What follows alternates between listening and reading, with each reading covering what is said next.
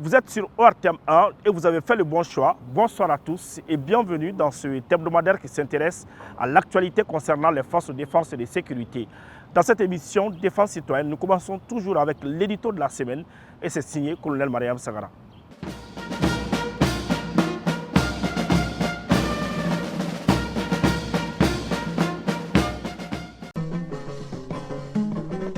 Donongora kafira sanga bonana ulu bisame ningara jayo dolinye ha chafali ibora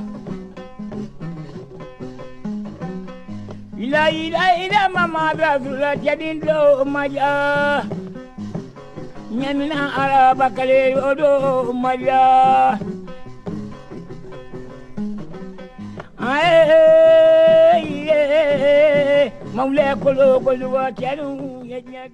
Le Sahel est éprouvé par le terrorisme. Pourtant, le peuple de l'AES demeure résilient. Chaque jour, les citoyens de cet espace commun se lèvent pour soutenir leurs forces de défense et de sécurité.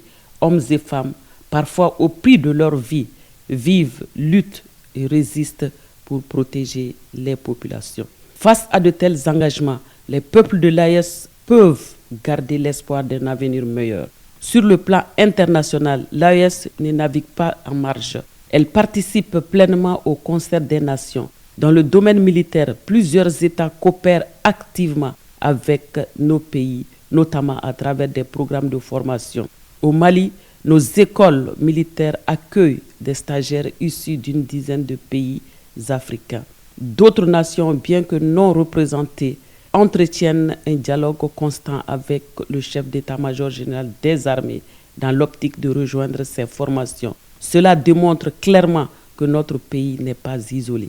Nos responsables prennent part aux rencontres de haut niveau organisées hors de l'espace AES, affirmant une fois de plus que nos trois États sont pleinement intégrés à la scène internationale, notamment par le biais de leurs armées.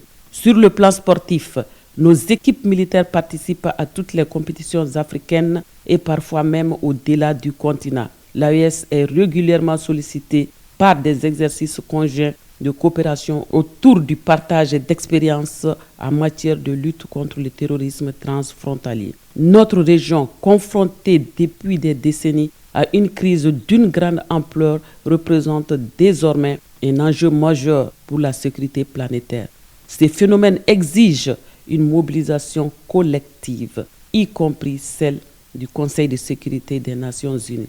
De nombreux émissaires étrangers se rendent dans nos pays pour repenser les stratégies de lutte dans l'espoir d'endiguer cette nébuleuse terroriste qui menace le monde. Loin d'être isolée, l'AES est aujourd'hui au cœur des préoccupations internationales. Elle est devenue le point de convergence de toutes les forces soucieuses d'éradiquer la nouvelle gangrène du monde, le terrorisme. Peuple de l'AES, unissons-nous pour que la paix et la stabilité reviennent enfin dans le Sahel.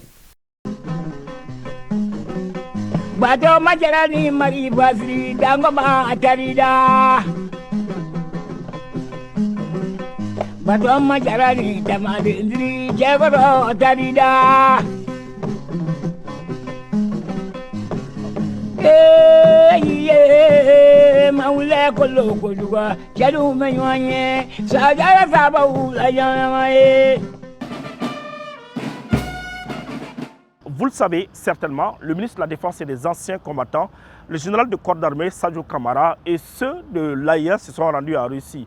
Ils ont eu à échanger avec le ministre chargé de la Défense de la Fédération de Russie. Le but final était de renforcer le partenariat qui existe entre les différents pays. Suivons pour plus de détails.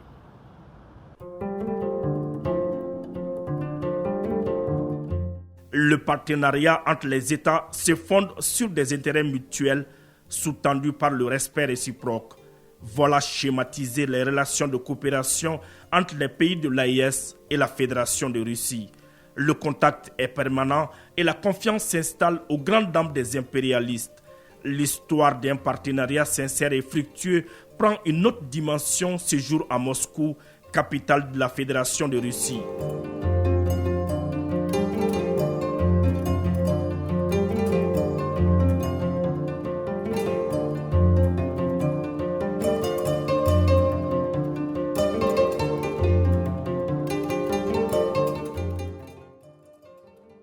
Autour de la table, le ministre chargé de la défense de la Fédération de Russie, l'une des premières puissances militaires de la planète. En face de lui, les responsables de la défense de la Confédération des États du Sahel, une jeune organisation qui impose le respect et la considération grâce à la vision souverainiste des 3 chefs d'État. L'espace confédéral qui était devenu un no man's land aujourd'hui a des propriétés qui ont mis fin au dessein funeste des terroristes et leurs sponsors, certains à visage découvert. Des actions réalisées grâce à l'aide des partenaires du Mali, au rang desquels la Fédération de Russie. Au cours de cette rencontre, au nom de ses homologues de l'AES, le ministre de la Défense et des anciens combattants, le général de corps d'armée Sadio Kamara a eu les mots justes avec l'intonation qu'il faut pour saluer les relations de confiance établies entre les pays de l'AES et la Fédération de Russie. Cela n'a rien d'étonnant pour paraphraser Nicolas Boileau, je cite, « Ce que l'on conçoit bien s'énonce clairement et les mots pour le dire arrivent aisément. » Excellence, Monsieur le ministre, chers frères et collègues, l'initiative d'organiser cette première réunion des ministres de la Défense AES Russie au format 3+1 est tout à fait naturel et résulte de notre volonté collective de nous associer pour davantage renforcer les partenariats stratégiques qui lient nos États. C'est surtout une suite logique de l'avènement de la Confédération AES, phénomène géopolitique majeur en Afrique et sur la scène internationale, qui s'est imposé comme un acteur dont la pertinence et l'impact sont incontournables dans la transition vers un nouvel ordre mondial libéré de la domination injuste de l'Occident. Nos 4 chefs d'État, leaders visionnaires de nos pays, mesurent la responsabilité qui leur incombe vis-à-vis de l'histoire et de leurs peuples respectifs. Cette première rencontre, dite de consultation, fait le point d'un partenariat multisectoriel qui a fait ses preuves. Les résultats sont assez éloquents sur le terrain. C'est la raison pour laquelle il est plus qu'indispensable de renforcer ces partenariats gagnant-gagnant pour le plus grand bonheur de nos États. La proposition risque de fournir un appui pour la constitution et l'opérationnalisation de la force unifiée de l'AES dans le cadre de la lutte contre le terrorisme a obtenu un écho très favorable auprès des 3 États. Cette rencontre nous donne l'opportunité de l'examiner en profondeur et de décider d'une orientation stratégique convenable pour les 2 parties, la partie sahélienne et la partie russe, avec des solutions concrètes que nous soumettrons à la haute attention de nos chefs d'État respectifs. Ce faisant, il est important de rappeler les principes qui sont chers à notre confédération. Il s'agit du respect de la souveraineté, du respect mutuel, de la défense collective, ainsi que des décisions collégiales et consensuelles. Pour garantir la pérennité et le suivi de notre partenariat, je propose que les sessions de consultation des ministres de la Défense AES Russie se tiennent régulièrement sur une base annuelle, alternativement en Fédération de Russie et dans l'un des États confédérés du Sahel, avec la possibilité de saisir les sessions extraordinaires de commun accord si les circonstances le exigent. Сегодня мы проводим первые консультации руководителей оборонных ведомств Российской Федерации и стран-участниц Конфедерации государств Сахеля. В июле исполнился год с момента учреждения Конфедерации государств Сахеля.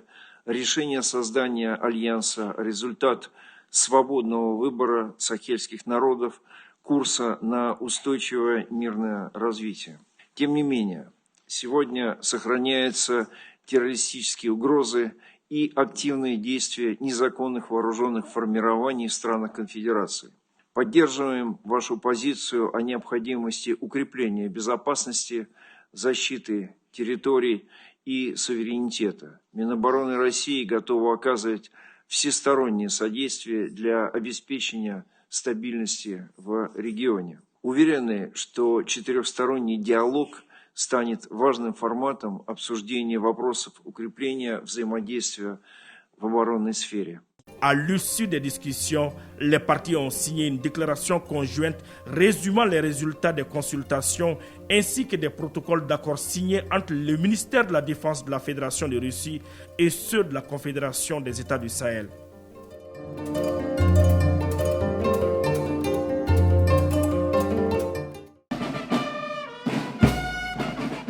L'armée malienne ne fait pas que la guerre. Voilà pourquoi des actions civilo-militaires sont posées au quotidien.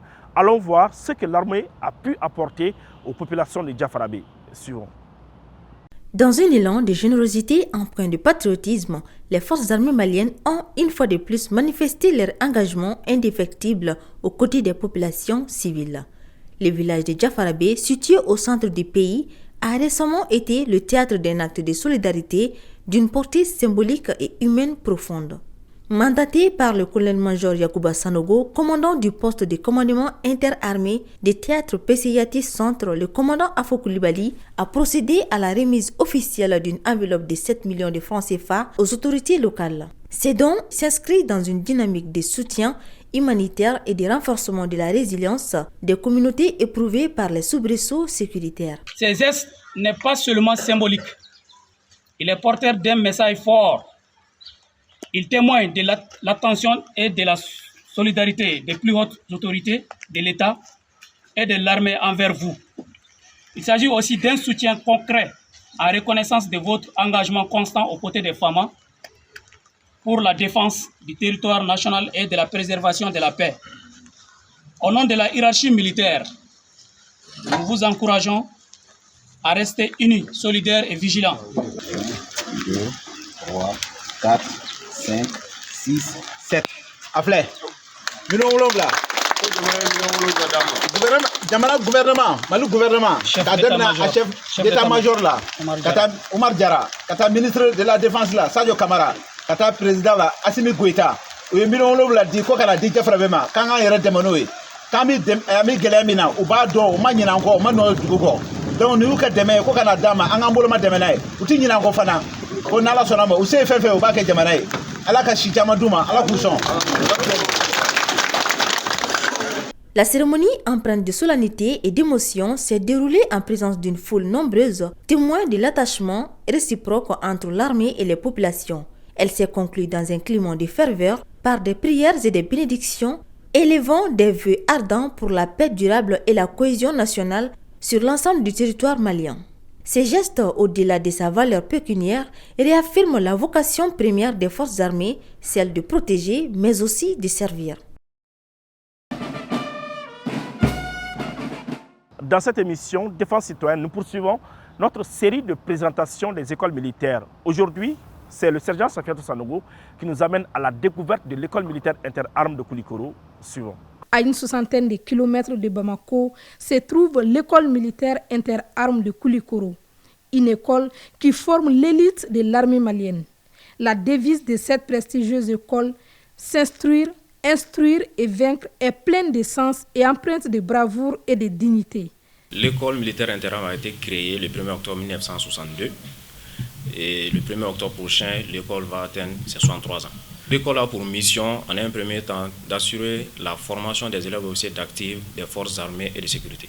Donc, en plus de cette formation, l'école assure des formations du cycle spécial qui concernent les spécialistes qui sont recrutés au niveau de nos armées en fonction des besoins. Il s'agit des médecins et également des magistrats militaires. Nous assurons également la formation du cycle de réadaptation qui concerne les officiers qui ont été formés dans les pays partenaires du Mali. Nous assurons également la formation du cycle d'adaptation qui concerne les officiers qui accèdent, les militaires qui accèdent au grade d'officier, les officiers issus des rangs, donc qui sont envoyés au niveau de l'école militaire pour être pour une mise à jour ou bien pour les familiariser avec la doctrine en vigueur et puis les inculquer certaines valeurs, certaines aptitudes, certaines compétences pour exercer la fonction d'officier. L'école militaire interarmes de Koulikoro a une renommée internationale. Elle forme des militaires de plusieurs nationalités. Parmi eux, ceux des pays membres de la Confédération des États du Sahel. L'école reçoit bien entendu les officiers, les élèves venant des pays amis du Mali. De sa création à nos jours, l'école a reçu pratiquement les élèves venant des pays de la sous-région. Et donc ici au niveau de l'école, non seulement on procède à la formation militaire, mais on forge également les caractères de l'individu pour qu'il puisse être en mesure de relever les défis une fois qu'il sera dans des situations difficiles. La formation dispensée au sein de cette école est d'un niveau exceptionnel. L'esprit de cohésion et de fraternité est réel entre les élèves officiers. Nous sommes en bon terme, il y a une cohésion au sein du groupe et pratiquement nous ne sentons même pas cette différence de nationalité. Oui, nous allions théorie et pratique chaque semaine, chaque jour. Des programmes sont établis, voilà, et nous avons de très bons instructeurs. La formation se passe très bien avec les autres dans le cadre où nous sommes amenés à développer l'esprit du partage et de la solidarité entre nous. Il n'y a pas de différence. Nous avons pu s'habituer ici. Nous nous entendons très bien avec les Maliens parce que dès la base nous sommes des frères. Le Niger et le Mali c'est la même chose. Donc on parvient à se comprendre mutuellement dans la cohésion et dans la solidarité. Les élèves officiers d'active forgent la résilience, la maîtrise de soi et la capacité à commander efficacement. Quitter d'une vie civile à une vie militaire, c'est pas facile, mais tout ce que je peux dire à l'EMIA, pour être ici, il faut vraiment être prêt moralement, mentalement et intellectuellement aussi. Les élèves officiers spécialistes suivent un programme intensif d'une durée d'1 an. Ça a changé beaucoup de choses chez moi. Ça m'a permis d'apprendre beaucoup de choses sur les militaires. Être militaire, ça veut dire quoi? Un militaire doit se comporter comment? Donc ça nous a permis d'apprendre beaucoup de choses par rapport à cela. Nous serons prêts et nous serons capables à porter les deux casquettes, c'est-à-dire casquette médecin et casquette militaire. Les officiers maliens formés à l'étranger intègrent l'EMIA pour une réadaptation avant leur déploiement sur les théâtres d'opération. Le cycle de réadaptation est un cycle qui réunit les officiers formés dans les pays amis. Donc à leur retour, les plus hautes autorités ont jugé nécessaire de les amener ici à l'EMIA pour suivre une formation de réadaptation qui a pour but vraiment d'harmoniser les connaissances qu'ils ont acquises. Nous sommes venus de la Russie après 6 ans. Maintenant nous sommes à la réadaptation pour se familiariser avec le système, notre système de l'armée malienne. Et pour ce cas, nous suivons des formations pour avoir le diplôme de chef de section. Qui parle des qualités de la formation parle d'instructeurs expérimentés. Derrière chaque promotion se cache l'engagement sans faille des instructeurs chevronnés. Nous jouons non seulement sur la théorie, mais aussi sur la pratique. Tout ce que les EWA apprennent ici en salle, nous faisons en sorte de mettre cela en pratique lors des sorties terrain ou encore lors des bivouacs. Ici, nous inculquons des valeurs à nos jeunes élèves officiers. Donc cela passe par une gymnastique intellectuelle, mais aussi physique. À la sortie d'ici, nous nous assurons que tous ceux qui seront diplômés de cette école, qu'ils puissent répondre à un certain standard. De sa création à nos jours, elle a formé 46 promotions et la 47e s'apprête à sortir et à servir avec dévouement. Je me sens fièrement d'être un produit de cette prestigieuse école. Nous sommes prêts à relever et surtout d'aller mettre en pratique tout ce que nous avons eu à apprendre durant les 2 ans à cette école ici. L'école militaire interarmes de Koulikoro incarne l'excellence et le patriotisme. Elle forme des leaders exemplaires pour qui la nation passe avant tout. Avec eux, toutes les conditions sont réunies pour faire de l'armée malienne une force souveraine et professionnelle. Après Koulikoro, déposons nos valises dans la région de Ségou, précisément à Banankoro, pour découvrir l'école des sous-officiers de Banankoro. Ils sont l'épine dorsale de l'armée malienne, les premiers liens dans la chaîne de commandement. Ils sont sous-officiers. Et pour devenir l'un d'eux, il n'existe qu'un passage obligatoire, un lieu redouté et vénéré, l'école des sous-officiers de Banankoro. L'école des sous-officiers de Banankoro a été créée par un arrêté ministériel du ministre des Forces armées en 2000. Et elle a commencé ses pas à Makala. C'est en novembre 2002 que l'école des sous-officiers fut transférée de Markala à Banankoro. Ici, se forge l'élite de l'encadrement militaire malien. Notre mission principale, c'est de mettre à la disposition des forces armées de défense, sécurité, des sous-officiers d'actifs. Les sous-officiers que nous formons est le croix de transmission entre les hommes et les officiers. L'école des sous-officiers de Banankoro forme le premier cadre de l'armée. Des sergents qui, à leur sortie, sont chefs de groupe. Ces jeunes ont la latitude de tenir des documents au niveau de nos unités. Et ces jeunes ont la capacité et le potentiel physique et intellectuel de tenir des instructions dans les centres de formation, dans les formations classiques et même souvent au niveau des BAE, à l'issue de notre cycle qui fait 2 ans. Un peuple, un but, une foi. Cette devise du Mali, c'est ici à Banankoro qu'elle prend tout son sens. Pendant 2 ans, les élèves vont vivre, souffrir et triompher ensemble pour un jour mieux commandé. L'ESO fait un cycle de 2 ans. À la première année, dès votre arrivée professionnelle et civile, nous mettons tous les élèves au même niveau et on leur fait commencer la formation commune de base qui dure 3 mois. Évidemment, ces jeunes, ils viennent avec le baccalauréat ou le brevet de technicien numéro 10. Donc on suppose déjà qu'ils ont un certain niveau qui nous permet vraiment d'agir, d'aller facilement. À l'issue des 3 mois de FCB, un petit repos, ils viennent reprendre encore avec les nouveaux chefs d'équipe qui durent 6 mois. Et à la fin de ces 6 mois, c'est sanctionné par un permis militaire dont ils effectuent chez nous à l'école là-bas, sous le commandement de la direction des écoles militaires, l'état-major général des armées et l'état-major armée de terre.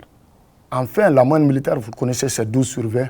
Ceux qui valident la moyenne militaire passent en 2e année et prépareront les nouveaux chefs de groupe et débauchent sur la section de combat. Plusieurs jours d'exercice ininterrompus en conditions extrêmes, navigation de nuit, action de combat, épreuve de tir sous pression. Souvent, ce n'est pas facile en quittant la vie civile pour venir directement prendre avec la vie militaire.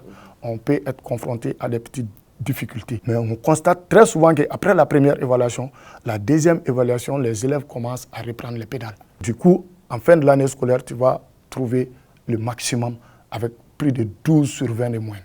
Cette école de prestige forme également des sous-officiers de plusieurs nationalités. La formation se passe sur 3 volets, le volet physique, et intellectuel et moral. Ça s'y passe très bien. Une fois dans mon pays, on va être dévoué, engagé et prendre toutes nos responsabilités afin de bien conduire la guerre qui se passe actuellement. Je peux dire que jusque-là, la formation se passe très bien. À la fin de la formation, ça me permet d'apporter les connaissances que j'ai apprises ici au pays, de servir non seulement mon pays, mais aussi de l'AES en global. La formation se passe très bien. Nous avons des instructeurs ici qui sont tout le temps présents pour nous suivre sur le parcours de la formation. Elle se passe sur le volet intellectuel, moral et physique et ça se passe très bien. Nous arrivons vraiment à nous adapter vu que les instructions sont là pour nous épauler. Vu que passer de la vie civile à la vie militaire n'est pas facile, mais nous avons des formateurs vraiment formidables qui sont là pour nous épauler. Après la formation, au-delà de la vie militaire, cette formation va m'être très utile vu que ça m'aide à nous endurcir moralement et physiquement. Donc ça peut vraiment nous aider même au-delà de la vie militaire. Franchement, j'apprécie vraiment la formation car l'être humain n'a pas de limite. Au fil du temps, on s'adapte moralement, physiquement et intellectuellement. Ça me permettra d'être un meilleur chef de groupe et également de bien former mes subordonnés. Dans cette école, après 2 ans de transformation, les civils laissent place aux militaires. Ces hommes deviennent les piliers sur lesquels repose la sécurité de leur pays. Dans l'armée malienne, avant d'être déployés sur le terrain, les hommes suivent une formation spéciale adaptée aux réalités du terrain. Je vous invite à suivre la cérémonie de sortie des éléments de Tombouctou.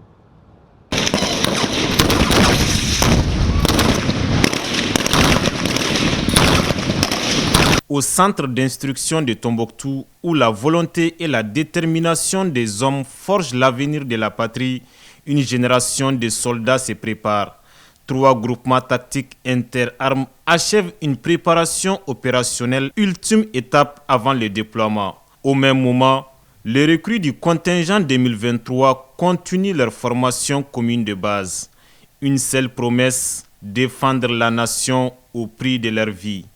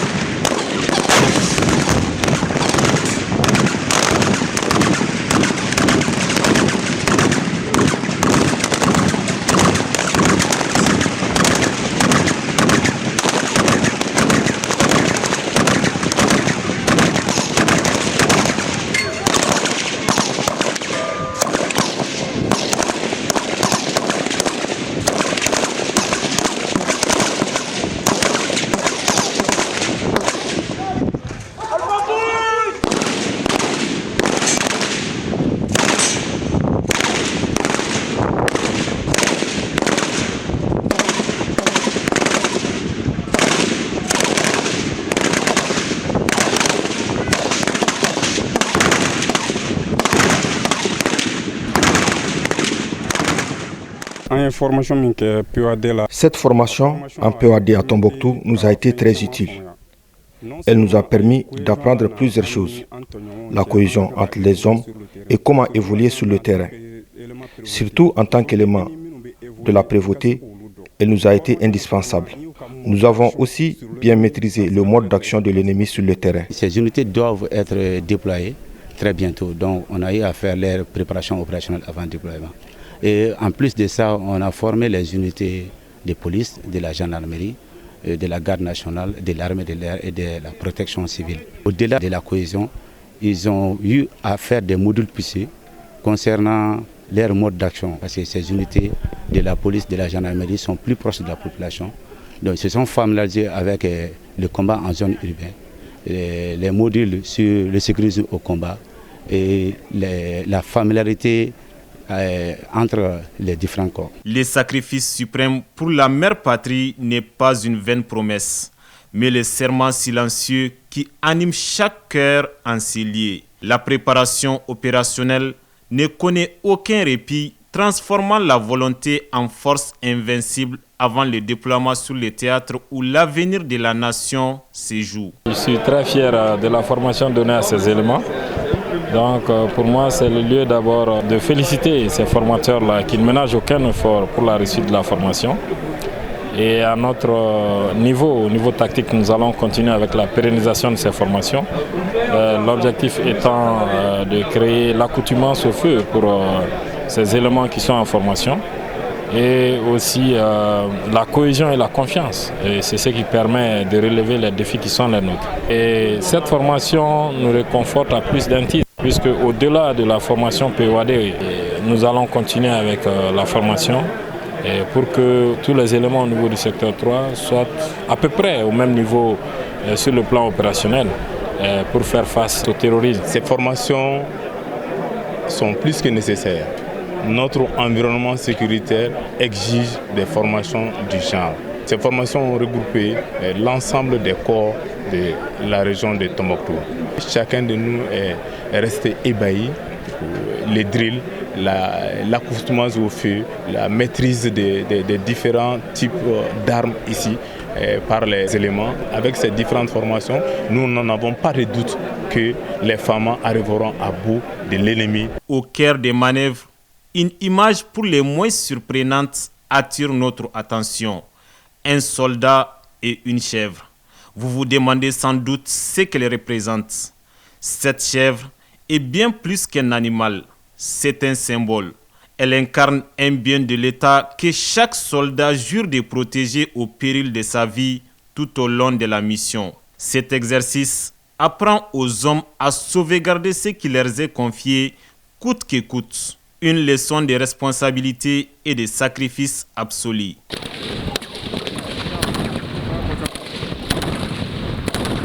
Des recrues aux soldats aguerris, une seule force émerge, unie pour un même amour de la patrie.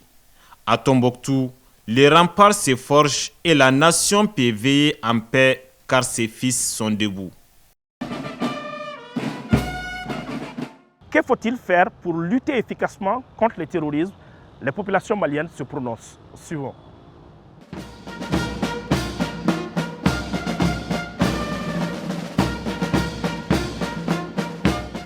Anga tege di ɲɔgɔn ma n'an ye tege di ɲɔgɔn ma an ka ɲɔgɔn dɛmɛ ɲɔgɔn dɛmɛ ye mun ye n'i y'a ye kiɲɛli bɛ kɛ yɔrɔ o yɔrɔ i ka dɔ wa i ka taa lajɛ mɔgɔ mun b'i dɛmɛ k'a dilan i k'a dilan yɔrɔ min na sabu fɛn nin ma na mɔgɔ kelen kama a nana jamana bɛɛ de kama jamana bɛɛ de sɛgɛnna mais a bɛ sɛgɛn aw de y'a ta sabu aw de bɛ taa sɛgɛn aw de bɛ taa sa fɛn kalale cogo o cogo a suma waati bɛ na o ala k'i de don n'a waati sera fana a bɛ sumaya aw kana kɔrɔtɔ na an bɛɛ ye cɛ di ɲɔgɔn ma ka jugu ninnu kuma to ye ka nata bila ka mɔgɔ wɛrɛ kuma bila a bɛ dilan n'ala sɔnna a bɛ dilan. Terrorisme ko tara ban mun kama a tara ban parce que mun na jamanadenw an min bɛ jamana kɔnɔ sɔrɔsiw bɔra wuli anw sigilen don n'an wulila ka fara sɔrɔsiw kan a ka ca ala fɛ a bɛ ban mais ko dɔw bɔra kɛ bi i b'a mɛn ko terroriste ko k'a mandala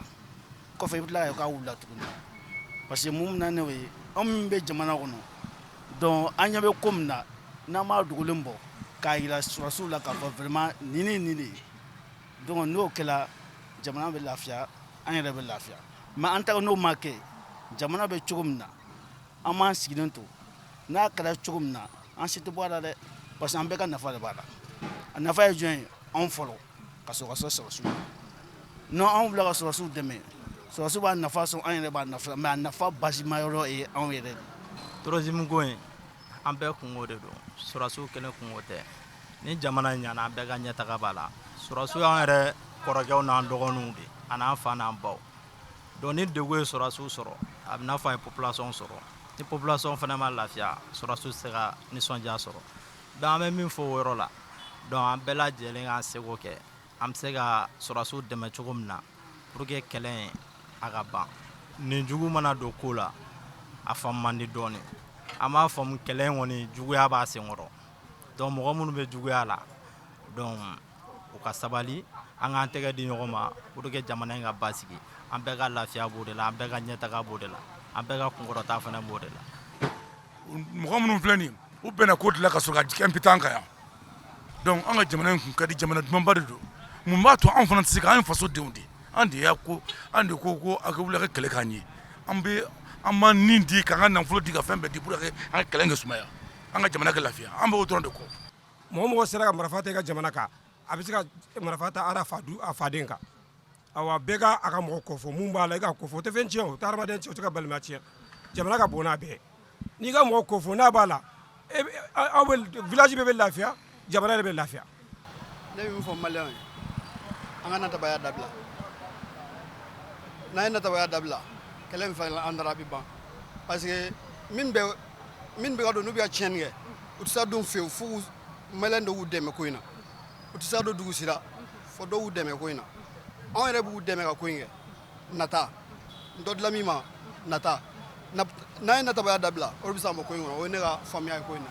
ni biɲɛkala in na sen dalen don biɲɛkala kan a ye man di quoi an yɛrɛ de ye sen dalen don biɲɛ kan sɔrɔsiw ye an ka jamana sécurité de ye n'an y'an dogo u la u bɛ se k'a bɛɛ ye wa civil ka ca ni sɔrɔsi ye o donc ni civil cayara ni sɔrɔsi ye mɔgɔ minnu bɛ a fɔ k'u b'u mélanger civiliw cɛ la civiliw de kan ka bɔ olu ni sɔrɔsiw cɛ jadisi kɛlɛ nin bɛɛ kun ye de tubabuw k'an mara quoi an de ko k'an tɛ tubabu mara la an bɛ k'an yɛrɛ ye donc n'an bɛ k'an yɛrɛ ye an kana don sɔrɔsiw ni mɔgɔ dogolenw cɛ marifakisɛ kelen min bɛ ci o ye perdu de ye jamana kɔnɔ parce que kisɛ nin an t'a dilan an b'a san de ou bien bon donc n'an ye mɔgɔ dogolen yira aw la a tɛ se aw ka kisɛ ci bilen.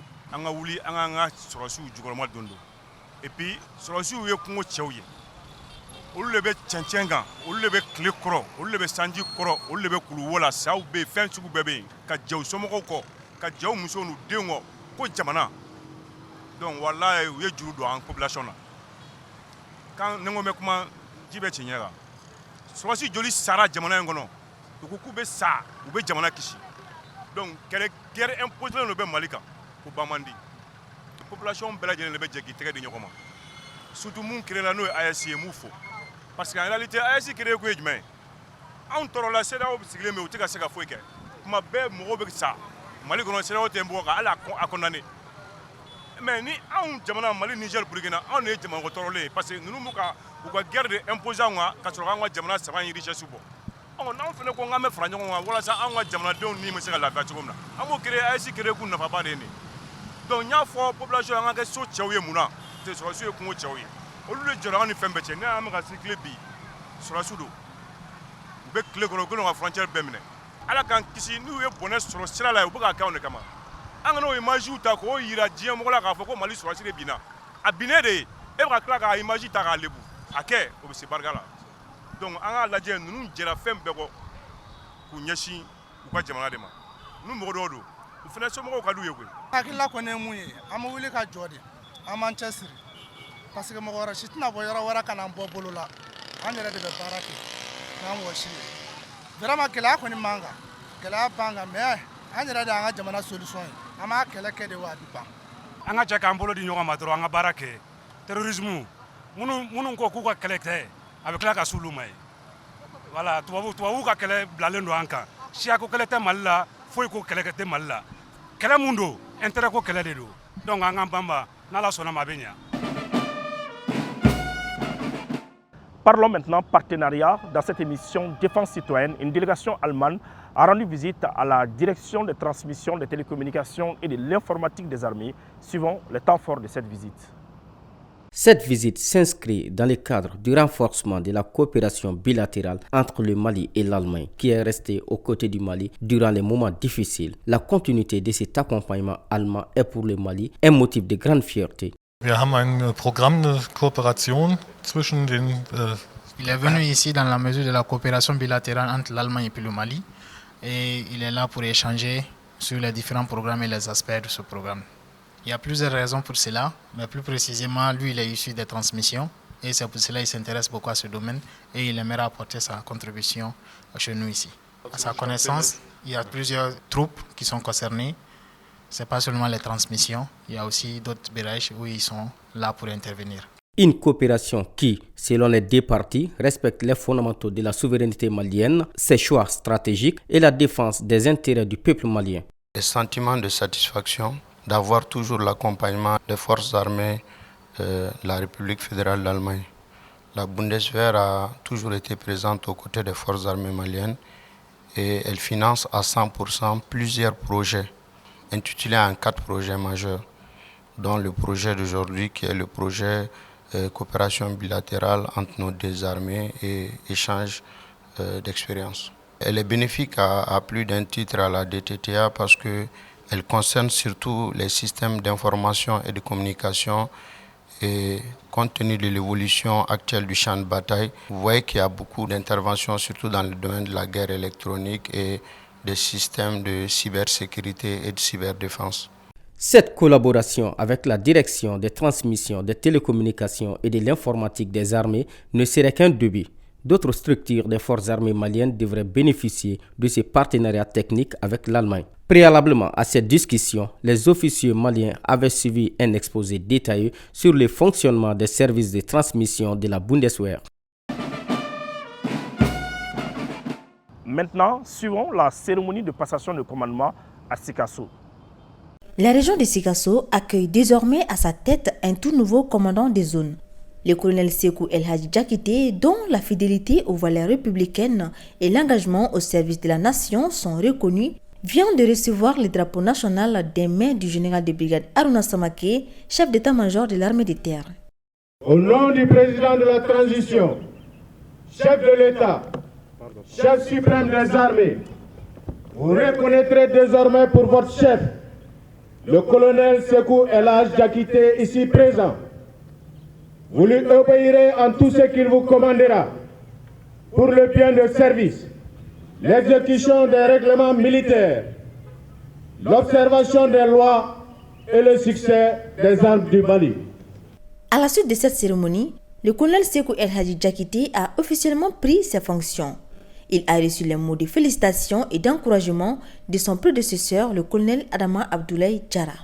Je voudrais saisir cette occasion pour remercier très sincèrement les plus hautes autorités militaires pour cette confiance placée en ma modeste personne. Je l'assumerai avec détermination.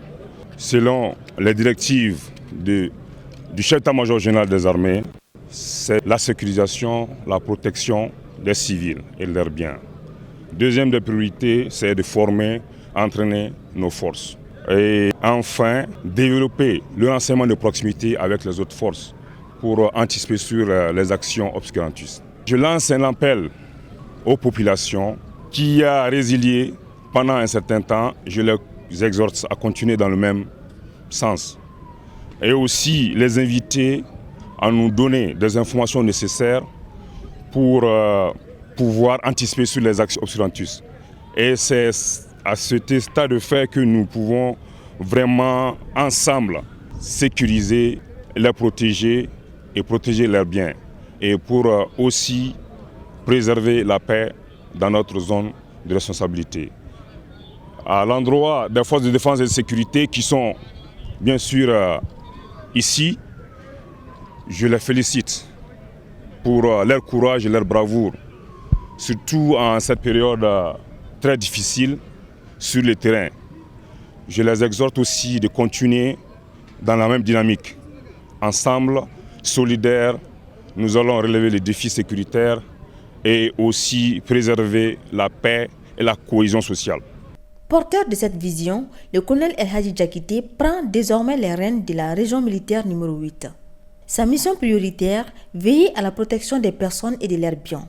Cette passation de commandement s'inscrit pleinement dans la volonté des plus hautes autorités militaires de protéger et de défendre la patrie.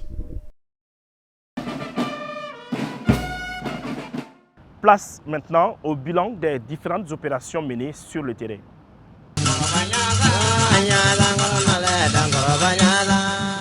Au cours de la semaine écoulée, les forces armées maliennes ont mené plusieurs missions dans le cadre de l'opération de Goukouloko s'inscrivant dans la lutte contre le terrorisme. Ces missions ont permis de neutraliser plusieurs terroristes, d'arrêter des suspects et de saisir divers matériels. Au titre du théâtre-centre, au cours de la journée du 22 août, les forces armées maliennes ont mené plusieurs opérations dans les localités suivantes. À Sévaré, un guetteur terroriste a été neutralisé aux environs de Dongoro. À Tombouctou, un obus de mortier de 120 a explosé à Abaradjou extension suite à la manipulation de ce engin par deux jeunes dans une maisonnette abandonnée. L'explosion a causé un décès et 3 blessés. Une équipe de déminage de la DSP dépêchée sur les lieux a découvert un engin de même type avec 10 fusées sur place. Des éléments suspects ont été remis aux services compétents pour les besoins de l'enquête. À Diafarabé, sur la base de renseignements précis, 2 pinasses transportant des armes et du matériel au large de Komara ont été traités avec succès par les vecteurs aériens. Le bilan fait état de plus d'une trentaine de terroristes neutralisés et de plusieurs engins motos également détruits. De plus, les FAMA ont sécurisé plusieurs pinasses et leurs occupants en provenance de Massina et à destination de Diafarabé et Numbozo. En outre, suite aux attaques contre les positions FAMA de Brikiwere et de Farabougou, les FAMA ont lancé une série de ripostes en utilisant des vecteurs aériens et des opérations spéciales.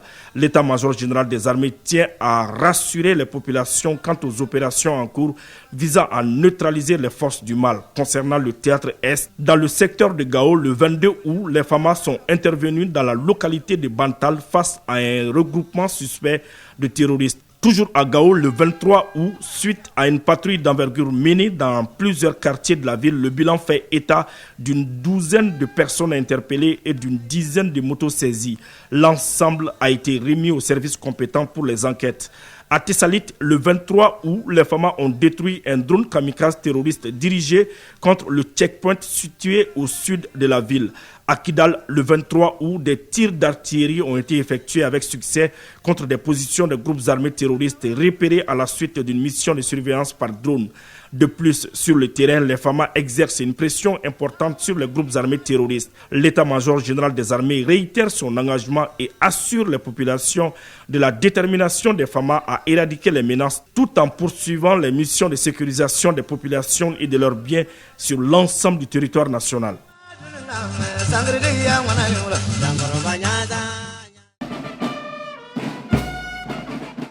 Hommage maintenant à ceux qui ont fait le sacrifice ultime pour la patrie. C'est une réalisation de colonel Mariam Sagara et de l'adjudant-chef Adama Traoré. Suivant.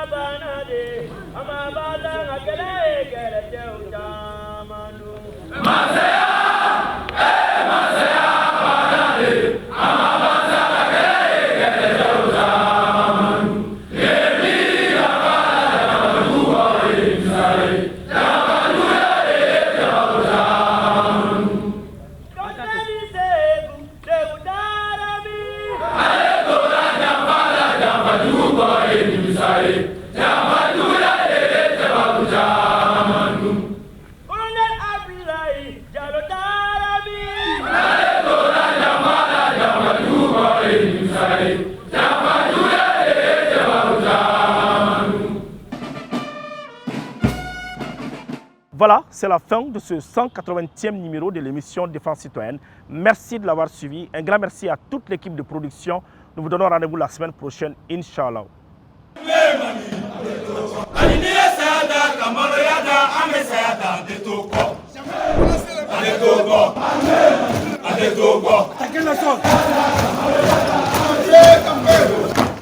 Mali, Mali,